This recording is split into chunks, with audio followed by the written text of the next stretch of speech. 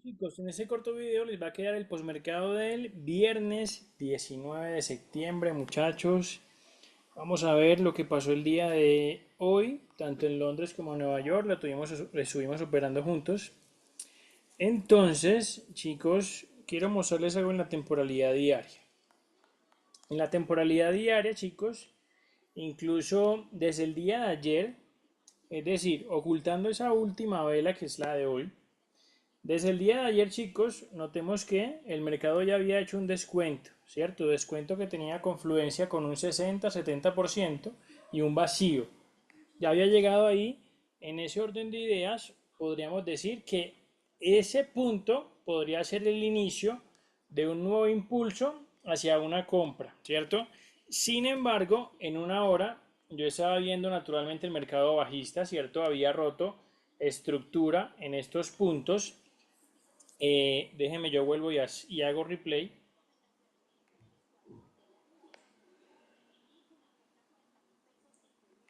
Denme un segundo, chicos. Entonces, el mercado ya había roto estructura, ¿cierto? Voy a hacer replay nuevamente. Justamente hasta la medianoche de hoy, chicos. Entonces, el mercado, les venía diciendo, el mercado había hecho estos impulsos bajistas, ¿cierto? Seguramente para hacer el descuento de ese que acabamos de ver en la temporalidad diaria. Sin embargo, me quedaba la duda porque así como podría ser el punto en donde llegara el mercado a subir, también ese último rompimiento de estructura en la temporalidad de una hora me dejaba dudas. Por eso incluso el día de ayer, luego de la clase que tuvimos en la noche, yo les dije, chicos, ventas para hoy. ¿Sí? Entonces yo veía un panorama más o menos así, chicos. En la temporalidad de 15 minutos, yo veía, muchachos, ese último impulso, que fue la caída que tuvo desde casi la sesión de Londres hasta todo Nueva York. Ese último impulso, chicos, había sido bastante fuerte. Si yo trazaba un Fibonacci de inicio de impulso hasta fin de impulso, me iba a dar cuenta que tenía varias zonas interesantes por aquí, ¿cierto? Tenía un primer vacío casi con un descuento del 50%, había otro vacío en la parte de arriba con un 60% y un order block un poquito más arriba, ¿cierto? Entonces, yo estaba proyectando que posiblemente el mercado lo que podría hacer, chicos, es llegar hasta alguna de estas zonas, sea vacío, sea este otro vacío, sea este order block, para tener una caída. ¿Ok?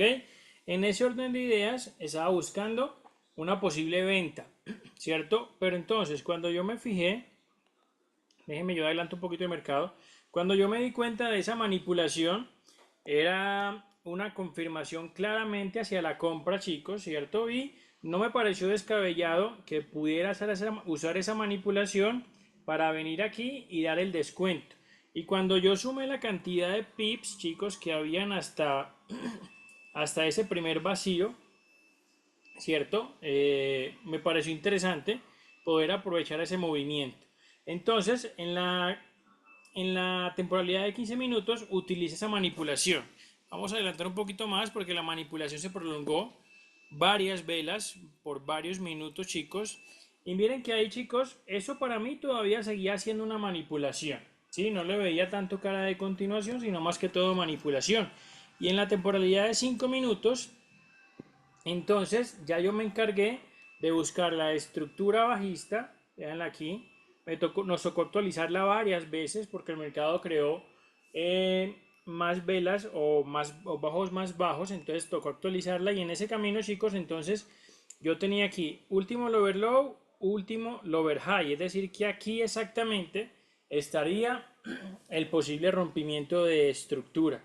Vamos a ver, déjenme devuelvo una velita y vuelvo y marco donde estaría el rompimiento de estructura. Mírenlo aquí, chicos. Justamente ahí estaría el rompimiento de estructura. Voy a medir cuánto hay desde ese rompimiento hasta uno de los vacíos, chicos. No es el primero, es uno de los vacíos. Hay cerca de 32 pips. 32 pips, entonces por eso fue una cantidad de pips que me pareció interesante si llegaba a dar ese movimiento y por eso me monté en esa compra, ¿vale?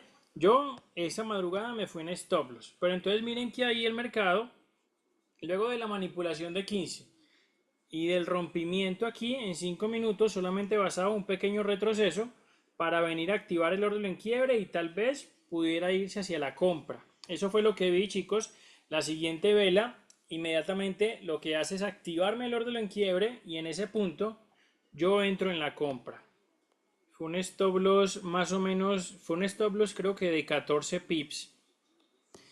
Un stop loss de 14 pips, me fui más o menos al 1 a 7 creo, si no estoy mal. El 1 a 7 chicos, vamos aquí a 15 minutos para verificar. Yo creo que lo puse el objetivo justamente en el 50% de descuento. Vamos a ver. Miren que sí, el objetivo lo puse aquí, justamente al 50% de descuento. No lo puse hasta este vacío, sino que lo puse hasta este vacío con el descuento del 50%. Era una buena cantidad de pips, chicos, repito, por eso me pareció interesante aprovechar ese movimiento, porque yo lo veía cayendo, ¿cierto? Pero para mí debería subir hasta estas zonas para dar un descuento en 15 minutos y continuar cayendo. Eso era lo que yo proyectaba. Entonces por eso me monté en esas compras. Iba por unos más o menos 24 pips, ¿vale? Entonces en ese momento yo estaba adentro y el mercado, chicos, lo que hizo fue que en poco tiempo realmente me sacó, en la anterior vela me sacó. Creo que fue en esa vela, chicos. Déjenme yo ajusto más el take profit, el stop loss, perdón. Creo que lo puse de 13.5, chicos. Fue una mechita la que me sacó, de 13 tal vez, por ahí. Fue así que me sacó, chicos, en cuestión de 2, 4, 6, 8, en cuestión de 40 minutos. Muchachos, me sacó en stop loss. El mercado no respetó el orden en quiebre. Igual había posibilidades de que no lo respetara porque por aquí había un vacío. Entonces yo dije, listo, esa caída podría llegar a ser normal porque está viniendo a activar ese vacío, pero ahí esperaría que se fuera el take profit, pero hizo completamente lo contrario, chicos, ¿vale? Me sacó en stop loss, en ese momento ya nos fuimos a descansar para esperar a ver cómo se acomodaba el mercado a la sesión de Nueva York y vamos a ver qué terminó pasando, chicos. El mercado continuó cayendo un poco más. Déjenme yo quito el replay. Miren, chicos, el mercado lo que hizo fue que continuó cayendo. Regresemos a la temporalidad de 15 minutos y nos vamos a dar cuenta, chicos, que el mercado nunca hizo un descuento del 50%, ¿cierto? Entonces, nunca llegó a ser un retroceso que tuviera un descuento que le diera satisfacción al movimiento, ¿cierto? Yo obviamente, repito, lo que esperaba era que el mercado subiera por lo menos hasta el 50%, para ahí sí tener una caída. No hizo ese descuento, chicos, y continuó cayendo. Y ya lo que vimos en la sesión de Nueva York, específicamente, chicos, déjenme yo hago replay nuevamente. Vamos a pararnos aquí, justo en la vela que le dio apertura al mercado, a la sesión de Nueva York. Y déjenme yo borro eso que nos puede estorbar. Y entonces, chicos, yo estaba viendo entonces el movimiento que hizo desde Londres fue bajista, ¿cierto? En ese orden de ideas, vamos a la temporalidad de una hora, porque aquí en una hora me interesa ver, o me interesaba ver estos lows, ¿cierto? ¿Cómo estábamos con esos lows en relación al índice? Era el low del 15 y del 12 de septiembre. En el índice, chicos, vamos a ver. En el índice, chicos, fíjense que llegó a manipular el high del 15 de septiembre, ¿sí? Esa manipulación era válida, la estaba haciendo, y en el euro dólar, fíjense, chicos, que no llegó a manipular el, el low del 15 de septiembre. Entonces tenía una divergencia, chicos. Algo que me llamó la atención era que como en el índice había manipulado y en el euro dólar no, esa divergencia, chicos, estaba un poco distante de la manipulación o de acercarse más al low del 15 de septiembre. Por lo tanto, yo planteé la posibilidad de que se pudiera presentar una divergencia invertida. Chicos, una divergencia invertida, entonces lo que haría era que en lugar de cumplirse la divergencia, que era que se fuera hacia compra, lo que iba a hacer el mercado era intentar acercarse un poco más al low que no había manipulado y con el que había divergencia en el índice. En ese orden de ideas, muchachos, yo me vine aquí a 15 minutos y nuevamente lo que hice fue marcar un Fibonacci trazando todo ese impulso. Déjenme yo lo trazo, incluso fue desde aquí arribita. Entonces, chicos, yo tenía varias zonas de posible venta, es decir, que esperaba básicamente lo mismo que esperaba que pasara en Londres, un retroceso, ¿sí? Solo que ese retroceso era mucho más corto en cuanto a cantidad de pi, por eso era que no iba a aprovechar la compra, pero entonces sí esperaba un retroceso. Miren que aquí yo tenía un vacío que confluía con un 50% de descuento, aquí yo tenía un order block, ¿vale? Y por aquí yo tenía otro order block que estaba más alejado, pero si bien sí podría llegar, ¿vale? Entonces lo que esperaba era que el mercado subiera hasta alguna de las dos zonas, sea vacío o sea order block, de forma estructurada para que en 5 minutos se me facilite encontrar un posible dibujito, ¿vale? Vamos a ver qué pasó. Nosotros nos quedamos viendo el mercado en la temporalidad de 5 minutos para ver precisamente cómo era esa estructura que iba creando a la hora de subir. Vamos a ver cuántos pips habían, chicos. Hasta el 50% habían 10 pips, eran muchos menos pips de los que había visto en Londres y por lo cual me había montado en la compra. Y hasta aquí arriba, hasta el orden lo más o menos, eran unos 14 pips, más o menos. Vamos a ver qué hizo el mercado, chicos.